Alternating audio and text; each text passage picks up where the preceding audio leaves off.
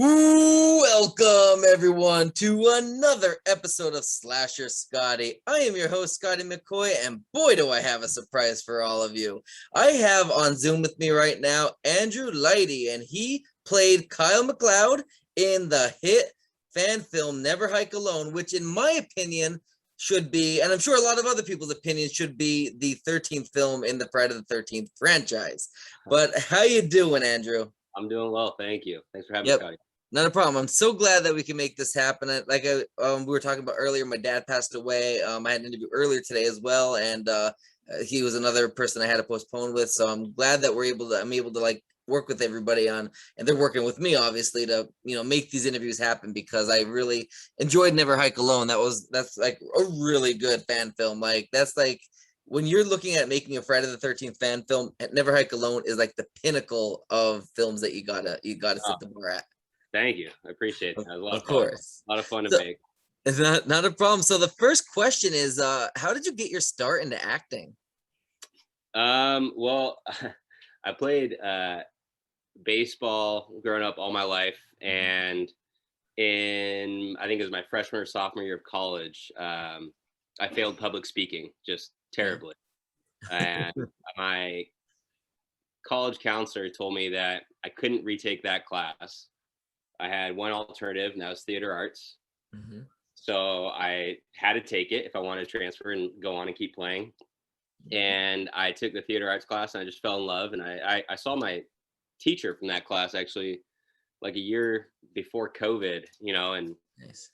she said the same thing. She was like, I didn't expect you to do very well because you had failed public speaking and you had told the whole class that you sucked talking in front of people, but it was quite surprising that you did well. And it really was like, that was like the initial bug. And I think going from playing baseball and kind of being in the spotlight all the time and then going into theater arts was an easy transition, because you're going from one spotlight to another.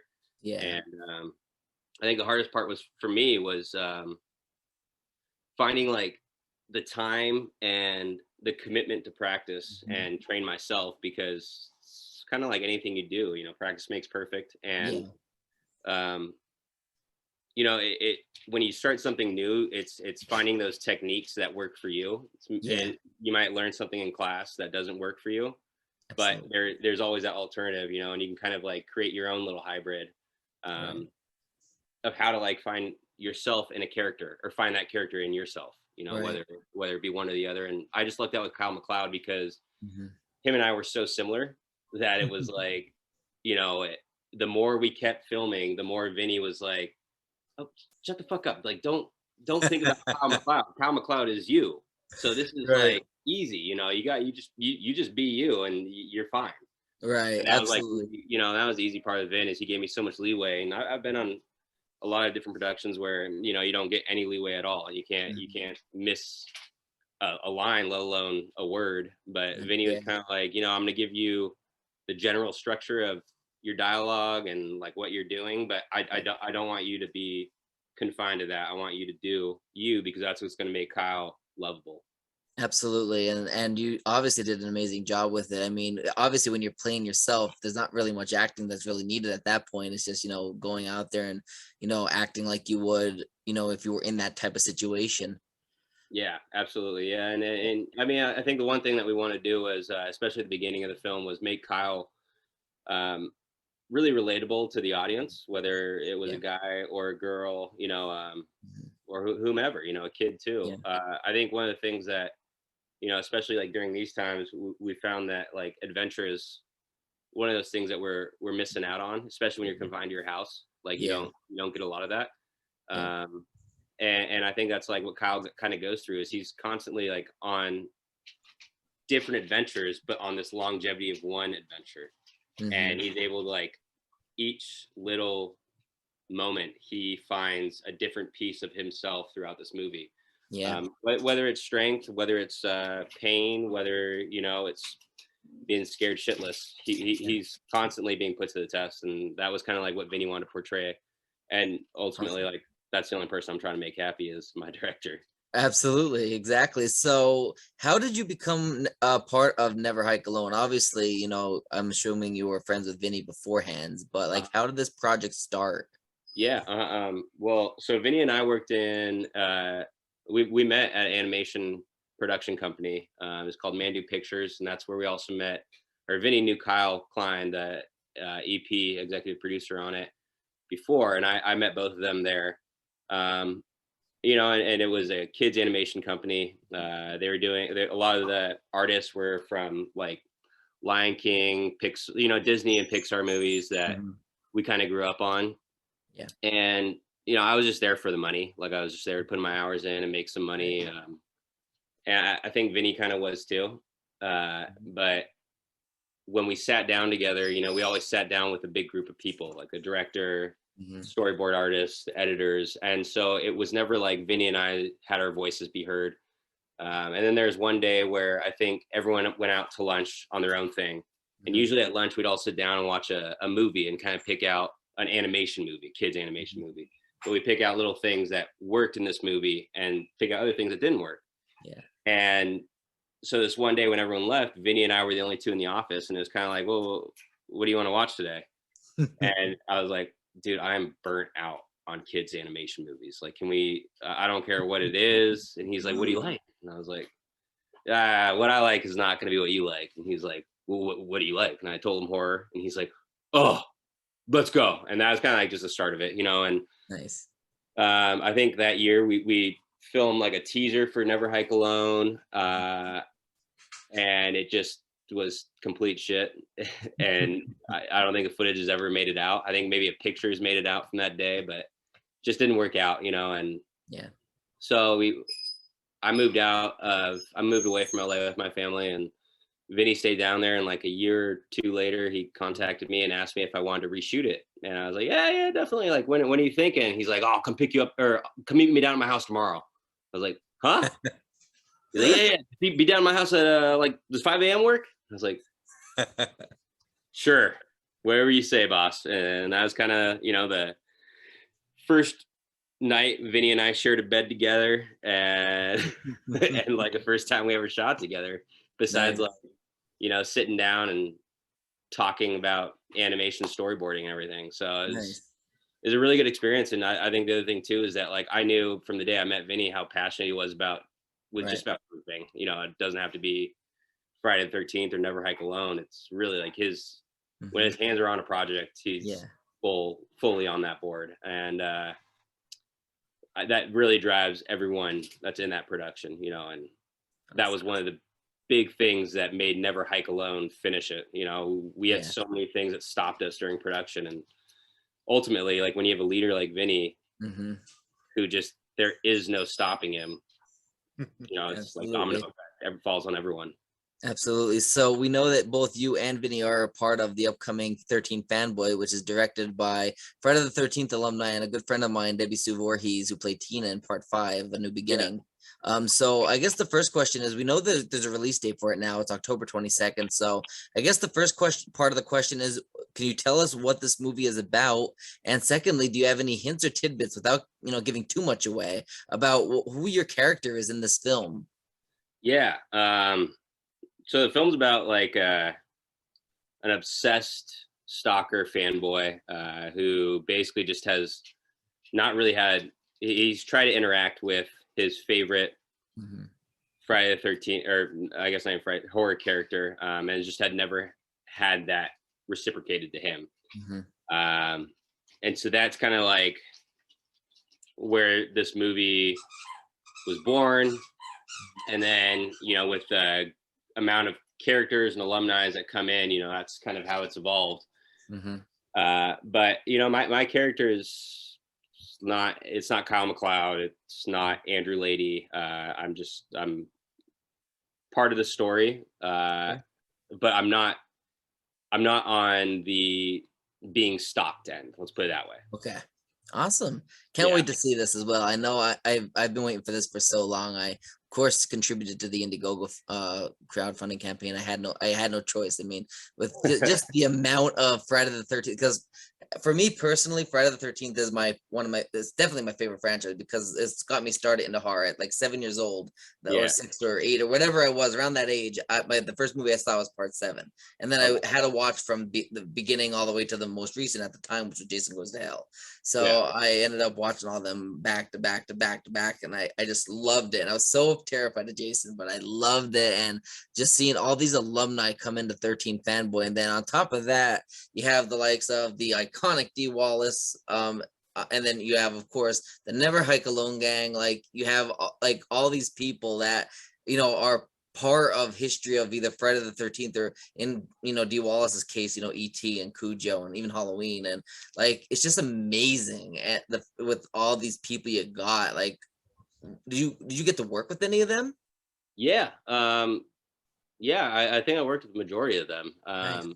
I think one of the cool things about, you know, just whether it be Friday the 13th or horror genre in general, is the fans, you know, and that was kind of like why we made Never Hike Alone to start out with. You know, it was us being fans of horror films. We wanted to do something that we knew was going to satisfy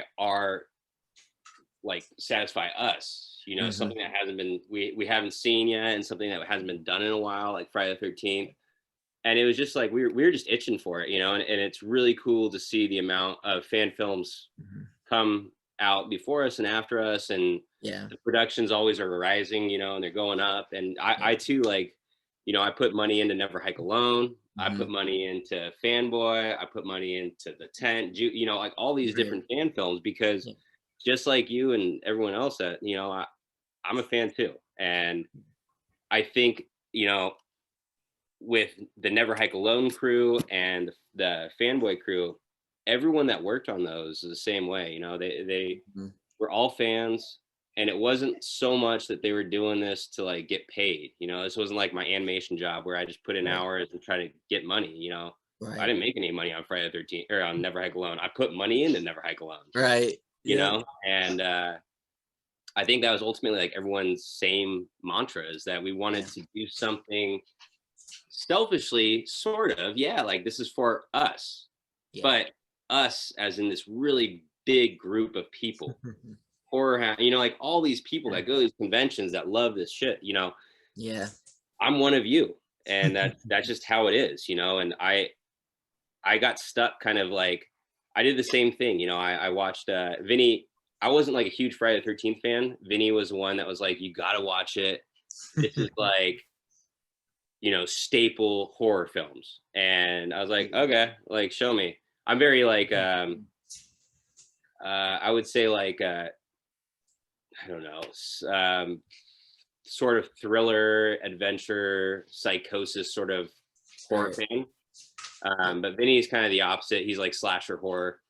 So to get his insight before I even started a Friday the 13th movie, and like the knowledge that he had and all of this studying that he had done over the years, and to get that from him and then watch all these films back to back to back, like in 1 or 2 days, I was kind of amazed, you know. And then I remember Vin invited me to Horror Hound in Indianapolis, and it was like I sat there walking around, talking with Vin, talking with people, and I kind of always thought Vinny was like the only one that knew all that shit. But then I found out like, nah, Vinny's not the only one.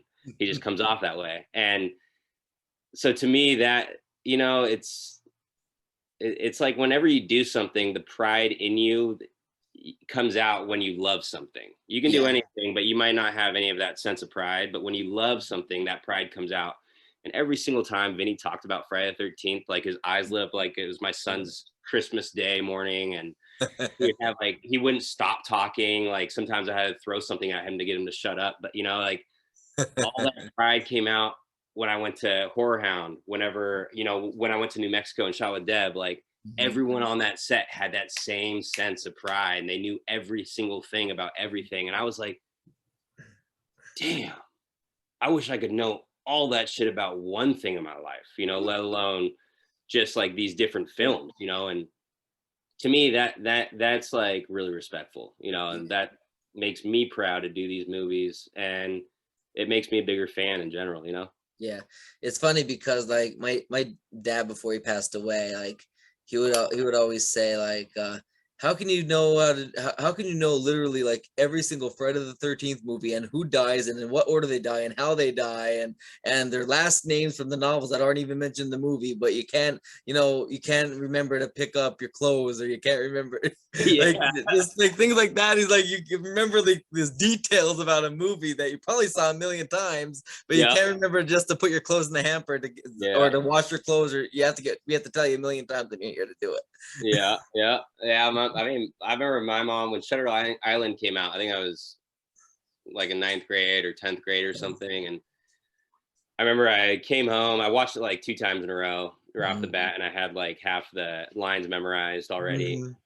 My mom would say something, and I would snap back at her with like Summer Mark from line of the movie, and she's like, her eyes just read like, "Where the fuck did you learn that?" I was like, "Shutter Island." She's like, Nice, "So you watched that movie twice, and you already know all these words, nice, all this dialogue, but you can't even remember to make your bed in the morning." You know, nice. something like that. I was like, Yep, "Yeah, that's pride." yep, yep. I'm just sleeping in that bed tonight. I don't care how made it is. It's gonna get unmade by the time I get up in the morning. But Nice. you know what? Like, I'll remember that movie, you know, the rest of my Hmm. life. And same thing with like a lot of them. You know, Yeah, you definitely get attached to characters. You get attached to a plot line. You get yeah, just completely invested into the yeah. story. I And I was think like that with Titanic. Like Titanic, like that movie is so long, and I could have been in the Guinness Book of World Records. I swear to God, when I was in high school, I watched that movie every day for over 2 years straight, like every day, and on weekends sometimes twice, like twice on the weekends oh in yeah, one day. Like I would I love bet you that have the movie. best pickup lines for all the ladies too. Yeah, right. Like when I'm filming like my movies or whatever, like we're filming 72 now. When I was just my character just had to lay on like this blanket under the canopy or whatever, and I'm just laying there like this, not even thinking much of it. And then the one actor looks at me, he's like, "What are you doing there?" I said, "Draw me like one of your French girls." Just being Yeah. goofy. Yeah, and like the one thing where he goes, what was it, where somebody like my partner will say like, for example, stop lying. I said, I'm not lying, I'm telling the truth. It's truth with no logic. What's the artist's name? Something Picasso. Something Picasso. He won't amount to a thing, trust me, he won't. Like I just random stuff like will just trigger these like lines just from that Oh, movie yeah, alone. yeah. I'm So a yeah, big Pirates of the Caribbean fan, so I know exactly what you're talking about. nice. Yeah, I got absolutely. 4 movies to go off of for Pirates of the Caribbean. And it's like, shit, my wife won't even watch those movies with me anymore. Nice, But nice. she's the same way with Legally Blonde, so she can't say shit. So, what was the hardest part about filming Never Hike Alone, and what was the easiest part of it? I mean, the hardest part, like technicality wise, is definitely the Bronco. Mhm. I think the first weekend we went up to shoot the Bronco, Vinny and I almost died on the way up there. Oh, And we ouch. had to break down like 3 more times after that. So Oof. you know, there's like a lot of scenes with it, you know, and when you're playing a shoot 2 or 3 days in a row on one car and it Mm, breaks down before you even shot the first shot, that, you know, you got to change all your plans because yeah, we're not getting paid for any of that shit, you know, like Never Hike yeah, Alone was all free for all of us, you know, like yeah, we just put our heart and soul in it. yeah. And you know, like the Bronco came from Vinny's neighbor. He Wow, just saw like this guy had a cool car, and he went up to nice. his apartment and he asked him like, "Hey, can we borrow your car for 1 weekend?" The guy was like, "Yeah, 1 weekend, yeah, definitely take it on out there." Doesn't even tell you that's gonna And break next thing you down. know, yeah, next thing you know, that 1 weekend turns into 2 months where it's like sitting 2 hours away and like inland, and you're out on the Pacific coast. You don't want to go inland Nice. to go pick up your Bronco that might break Right. down 2 hours going into it. So Mhm. you know, there definitely the Bronco was like the biggest bitch. Yeah. But the best part I think was just you know, like over when I people first asked me this, I would definitely say like Kyle McLeod is my favorite part. Mhm. but definitely like recently I'm learning that, you know, like guys like Vin and Kyle and our DP Ben and our DP JD and Chris, and there's just so many, and our, you know, our makeup artist Kelsey, Mhm. our stills photographer Ashley, like there's just so many great people on set Yeah. that are unintentionally like my family now. Hmm. And Absolutely. um you know, like having that final product of Never Hike Alone is great and all, but having this like Friday the 13th Never Hike Alone family is even better. And I Yeah, talk to like majority of them probably at absolutely. least once a week, you know, and some of like my best friends from high school I don't even talk to anymore. And it's like Yeah, you kind of grow up and you realize like, yeah, we made this great product, but at the same time, yeah, like we made these great connections too. And that's the same absolutely. thing with like 13 fanboy, you know, like Yeah. they're all family to me. Yep. Like And you kind of go on set and you don't expect to make those type of lifelong friendships and connections, and you end up like making lifelong friendships and connections. Obviously, it's like absolutely. it's really crazy if they become Yeah, your it's like actual family. yeah, and like Never Hike Alone had a really quick turnaround after we got done filming it. You know, we had Sarah DeSanti was our editor on it, so with Vin as well, and or Sarah Cole, but she worked on Into the Spider Verse, and her turnaround Nice. time to edit it all was just like a flash. And Nice. then like something with like 13 Fanboy, you know, you had COVID going on once we got done filming, Mhm. and so the turnaround time was just it Yeah. took forever because you only have one person Mhm. in this room who's got to pull like all of this footage from like every different area, Mm. and at the same time she's got to balance like all of those alumni.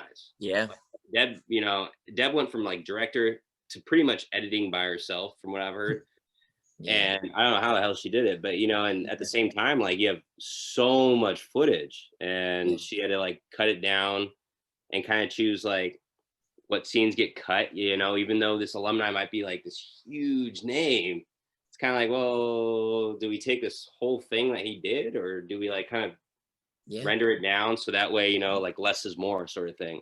Yeah.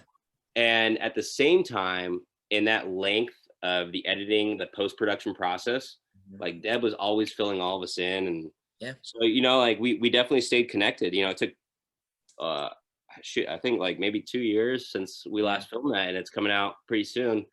Nice. But like I feel like I talk to Deb almost on a biweekly, monthly basis, Yeah. you know, ran Yeah. between, and to me, like, you know, I don't know, like I don't keep I don't keep that contact with people like that like I used Yeah. to. You know, I'm not seeing on people on a daily basis like high school. I'm not my Yeah. job's great and all, but at the same time, like when I go home, I don't want to fucking keep talking to those people.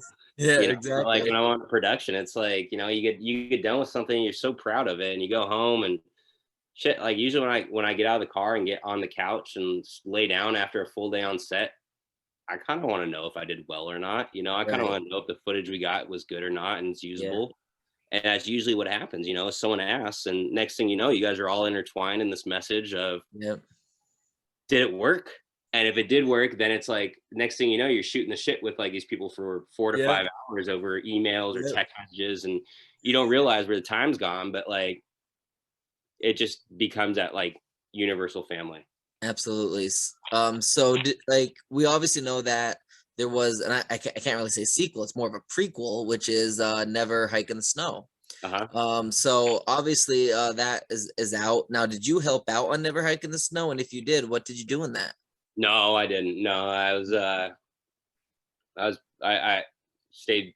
I mean, I wasn't really a part of it at all. Vinny Mhm. asked me, you know, if I could help out and stuff, you know, but just like COVID kind of put me in a weird situation where I didn't have the time, or Yeah. you know, I live 2 hours north of LA, so it's Okay. kind of a bit of a pain. But then also where we film for Never Hike Alone is Yeah. 2 hours east of LA, so I have to go make an L, you know, and it's like a 4 hour drive for me. And you know, as much as I wanted to, at the same time, like I don't have all the expertise that the other guys do, you know, as far so if I'm not in front of the camera, Yeah. it almost is like a waste Mm. for me to be there for them. Yeah. Like I might be getting away more than like I would be helping out. Right. Like I wish I had knowledge in lighting and yeah, you know, like all these other things, but Yeah. the things I did on Never Hike Alone, like before we started filming, like, you know, I would Vin would tell me to paint something, I'd paint something. Vin would tell me to like hammer in some shit and make some bunk beds that look like Kevin Bacon's death scene. Like I'll do that, but it really was like I was just an extra hand to help everything out. Right. Now I really liked in Never Hike Alone where he had like the areas marked of where the people from the original Friday the 13th were killed. Yeah. Like, that is brilliant. Like that was really a nice touch. And that was kind of like one of those things that just came to him organically. You know, like we would be cruising around. We found this camp randomly.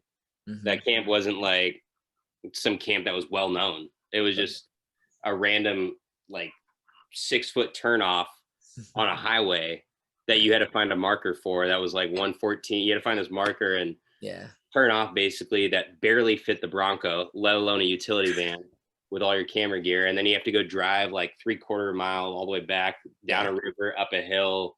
And then you come around this corner and like right as you come around the corner, you just see a fallen tree, an A-frame cabin, and an even bigger A-frame cabin in the back. And, you know, we talk like some locals up there and that's how we found it, you know, and a lot of those things like the markers were thoughts in Vin's head where like we'd be walking around this camp just kind of like, what the fuck can we do? We can do a lot of shit here, but like what the fuck can we do here that like ties back and Never Hike or until Friday the 13th?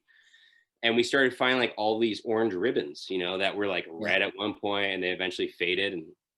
And I remember like passing one at one point and Vin's like, hey, grab that. So you grab it and he's like, can you grab that one too? Oh, look, another one. And next thing you know, you accumulate like all these ribbons and I'm kind of sitting there. I'm like, Kyle, what the fuck are these for? And Kyle's like, and slowly but surely, like he'd catch Vinny outside on the side of a shed and take like a red paint and just chuck it at the side of the shed and let it drizzle down. And number 13. That's or awesome. like, you know, Kevin Bacon's number 2 or the shower number 1. You know, it slowly grew. But the other thing too is it made the script longer, you know, and it made more dialogue for me, and it just gave it gave I think the storyline like a sense of purpose, because before it was kind of just like a lost hiker. And now we have a lost hiker who and then once we found the camp, it was like now we have a lost hiker who kind of has somewhat of like a ghost story knowledge of this camp. And then it's like, wait a second, we can add like kill scenes in here. Like now we have a lost hiker with knowledge of where he's at and finding scary shit. So it definitely like helped us adapt to it.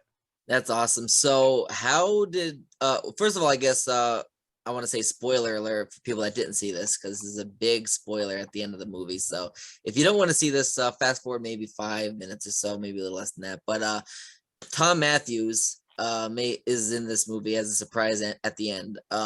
First of all, what was it like working with him? And do you think the reaction of him in the film got the reception you guys were looking for? And how did you happen to land Thom Mathews? Oh yeah, Thom was great. You know, it's kind of like one of those things where I remember Vinny and I watched one of the films with him in it. No, we watched what's his name? Corey Feldman. Okay. Corey Feldman, where he shaved his head. And part 4. Yeah, and he was like, "Oh, that's Tommy Jarvis," and I was like, "Wait." He said Thom Mathews though, not Corey Feldman. He's like, no, yeah. Like, I don't know what the fuck's going on. And all of a sudden, Thom comes on, and Tom's very chill. Like Tom's quiet, but super respectful and nice. And it's kind of funny. Like Thom, I think is a contractor now, and I just got in construction like a year ago, and which kind of makes our lives even more rounded and conjoined, I guess, in that sense. But you know, he's just like your ultimate dad on set, you know. And he's got a couple kids. I've got 9-year-olds now. But it's really cool to like talk to him and just be around him, because he's like Phil Jackson, the coach from the Lakers, is kind of like, he's very zen. He isn't mad. He's very chill guy. And I remember Vinny had, I think one of our other EPs had some connection to Thom, and Vinny just said like flat out, well, let me get a lunch or dinner with him, and I'll see if I can pitch him something. Nice. And I don't think Vinny had any idea what he was going to pitch him at that point, but he knew it was going to be something. So he got his dinner or his lunch or whatever, and somehow he decided that Thom was going to work as an EMT and drive the ambulance that saves me. And he kept telling me these things, but it wasn't really clear of like when this was going to happen in the movie or how it was going to happen or what was going to happen to me. And I mean, that was half of our film. We'd be driving up that like the night before, and Vinny would pass me some lines. He'd be like, "Oh, so this is for tomorrow," you know. So that wasn't that was normal to me to have Vinny just say like, "Yeah, I think I'm gonna get Thom in it." I was like, "All right, like what part?" And he's like, "I don't know yet." But yeah, Thom was really chill, and it was great working with him. And you know, it's like it's really cool to have some older version of you, and then at the same time you're playing the younger almost like Kyle McLeod's like kind of like the younger version of Tommy Jarvis. Tommy Jarvis, yeah. In a weird way, you know, like he's not really connected to camp. He kind of breaks in, but once he gets in, he's definitely just like he's not going to go run away. Yeah, he's going to stand his ground. He might evade, but he's going to come on back and try to like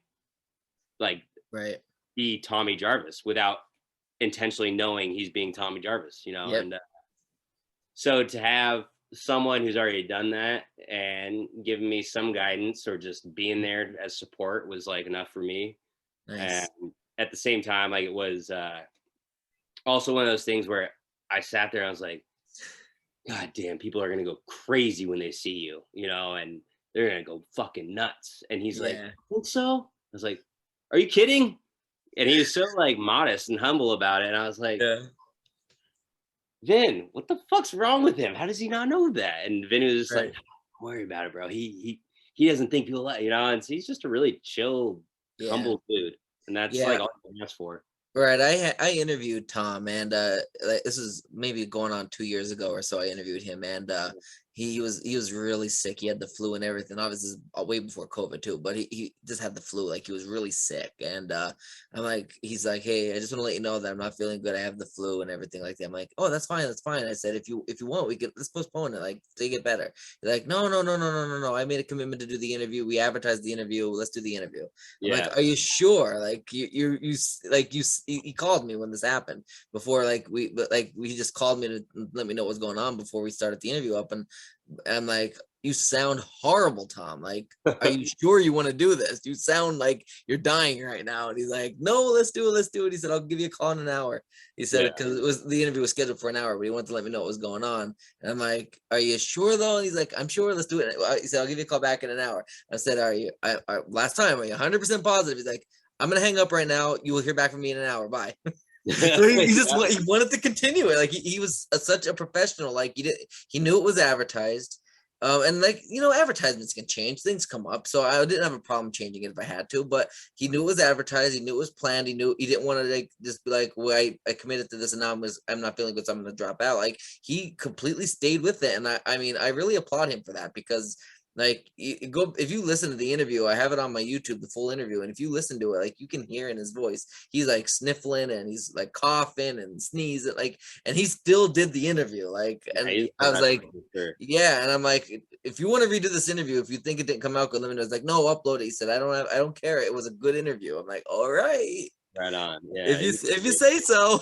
It was a good interview, but I didn't want him to like, you know, be sneezing on there and everything. But he was okay with it, so like, okay, whatever. Yeah, you're the man, I guess. I'll let you do it. I'll listen to you. So for those that want to see Never Hike Alone, where can they see it at? And also, what about 13 Fanboy? Like, we know that's coming out on October 22nd, but do you have any ideas of where this can be seen or anything, any details on that?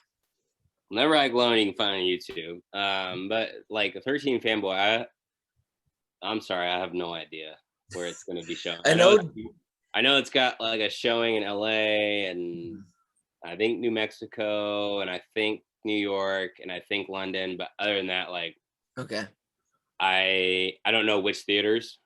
Okay. I don't know how many. I think they're still kind of working it out with the distribution and everything. But Yeah, that's all I know for now, I guess, on that one. Awesome. Well, definitely. I know there's a group on Facebook for those that haven't joined it.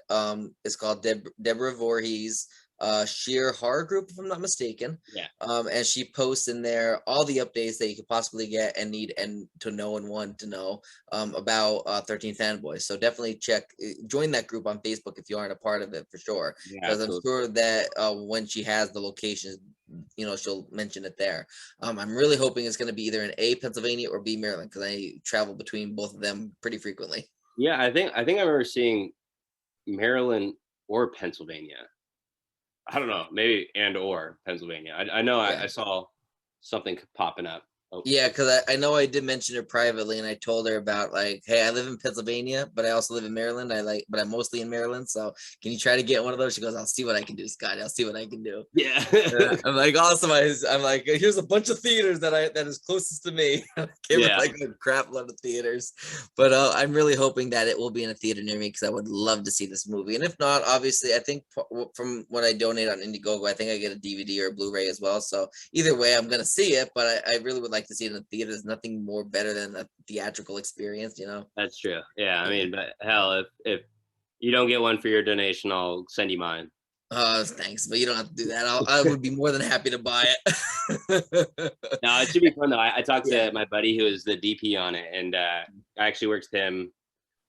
I think that the day that I went and had lunch Nice. with Adam and Marcus, but I was talking to him. He's like, "Dude, it is such a fun film. Yeah. It definitely like came off as one of those things where like it's hard because you got so many alumni, and it's not like they're competing for a spot because Yeah. ultimately like the main character is the fanboy, and then you got Haley Greenbauer, and Yeah. so it's not like any of the alumni are competing for a spot, but at the same time you got to find them all enough screen time that kind of like matches up, Yes. and it doesn't like overshadow Yep. your fanboy or your Haley Greenbauer, your main character, or anything like that. Absolutely. I think Deb, from what I've heard, has done like a really great job. She won't let me see it yet, but I've been told it's a really fun and Nice. film. Awesome. And I interviewed Haley Greenbauer, such an amazing, sweet lady. Like she really is. And yeah, she really is. And we promoted the crap out of the 13 Fanboy. And it was funny because right when we had the interview, I think it was around COVID time, and she's like, I have bad news, or where we have to postpone it, like what was it, like a year or whatever it was. I think it was supposed to come out last year, if I'm not mistaken. And we had to postpone it. So it was a mess. Like I think I interviewed her last year. So yeah, I'm just glad that it's coming out because we've all been waiting for this for a while. Like there's so many fans waiting for this movie. Oh yeah. I interviewed Debbie Sue Voorhees twice. I want to have her on a third time to promote the release, but I don't want to have her on until she actually has locations, so she can kind of promote that more. But I mean, and then of course I have you on. I would like to have Vincent DeSanti on. I really want to promote this for her because even though it's got a lot of publicity already, I mean, there's never too much publicity. You know what I mean? Like my fan base might be people that haven't heard of 13 Fanboy or haven't heard of Never Hike Alone, whereas like Greg Gilbert with Python's Paradise, they might have already heard of that. So like you hit all of those different markets and demographics, which is always a good thing. Yeah, absolutely. And even if people have heard of it, sometimes it's nice to remind them. Absolutely. So, memory, Exactly. So the last question I got for you is, do you have any other projects in the works that you would like to promote to the listening and viewing audience, as well as any social media accounts or websites? No, not really. Shit, I guess right now I'm just waiting on 13 Fanboy, and then what's up, Bubba? My son just got home from school. But yeah, 13 Fanboy, and then Never Hike Again is kind of just gearing up. We're doing the sequel, Never Hike Alone, so we're kind of gearing up on pre-production and getting all that stuff assembled. But yeah, so that's like my big one I'm looking forward to right now. Yeah. Especially because I would like to be more than just an actor in it. I would like to like help Vin with the boarding process and building the story and absolutely doing what I can, Right. But yeah, so social media wise, Instagram, I think it's Papa Drew, PAPADREW 620. Yeah. Instagram, I think is wait, that is Instagram. Twitter, I think is AGL 805. I don't really know. Facebook, Drew Leighty, DrewLeighty. Awesome. But yeah, I think that's all I don't have TikTok. Yeah, that's the only other one I was thinking of. I don't have. What's the other? There's another one too, I think, but I don't have. Those are the 3 I have. Okay, Snapchat probably. Snapchat, yeah, Papa Drew 620, I think. Awesome. Well, do me a favor, and if you guys for Never Hike Again do an Indiegogo campaign, send me over the link. I would love to help out. Oh hell yeah! As well. It would be cool. It'd be cool, like get us all out on, one of the days where we're setting up for production, and get the majority of the crew on. Maybe interview with you or something like that. Really absolutely. That would be great. I can I have the free Zoom, so I could do a 45-minute interview. That's but I think I have like a max of 100 people. I don't think there'll be 100 people on. So we'll just have us all be like on the same thing. We'll just... Yeah, absolutely. So yeah, that's even great as well. And then we can, like, if you can get, like, I don't know if you have Thom Mathews or Vinny Gustafaro or anybody coming on back as well, have them join. And of course you and Vincent Desante, that'll be great. Yeah, that'd be really cool. Okay, cool. Even if they have to do it from, like, if they can't be there with you guys, like if they have to be on their own Zoom. Yeah, we can put everybody in there. Yeah. Okay, well, let me talk to the Vin whenever he gets back and see what his schedule's like, and see if he can. That'd be awesome. Yeah, with like Tom and Vinny. Awesome. Thank you very much. It's been nice talking to you, Andrew. Nice talking to you too. All right. You have a good rest of your day. All right, brother. You too. Yeah, bye. Sure.